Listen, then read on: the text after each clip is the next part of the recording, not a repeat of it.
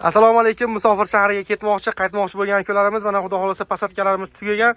Inshaalloh akalarimiz mana zaryadga ishlamayapti, avtobuslarimizda razvedka qo'yib qo'yganmiz akalar. Bemalol zaryadkalarni, moslamalarni bemalol ketsanglar bo'ladi. Aka, yaxshimisiz? Qayerdansiz? Surxondaryo. Charchashlar yo'qmi aka? Surxondaryolik akalarimizga nima deymiz?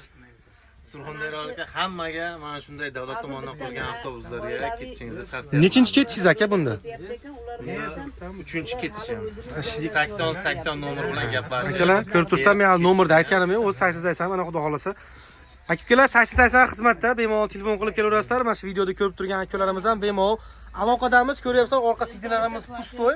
Mana akalarimiz bemalol bitta sidina dedik, bitta sidina bonus bo'ldimi aka? Gap chiqdi, gap bo'ldimi? Siz kim bilan gaplashib keldingiz? Abdulloh, nechi nomer? 80. Qaysi shaharga ketyapsiz? Kazan. Dushanba, seshanba, payshanba, juma kunlariga Moskva, Kazan yo'nalishlariga bemalol kelishinglar mumkin. Mana avtobusimizda bo'lsa 15 ta odamimiz. Akalar, bunaqa sharoit xudo xolasa hech qayerda bo'lmagan, bo'lmaydi ham. Bemalol bizga aloqaga chiqaverasizlar, sog' bo'linglar.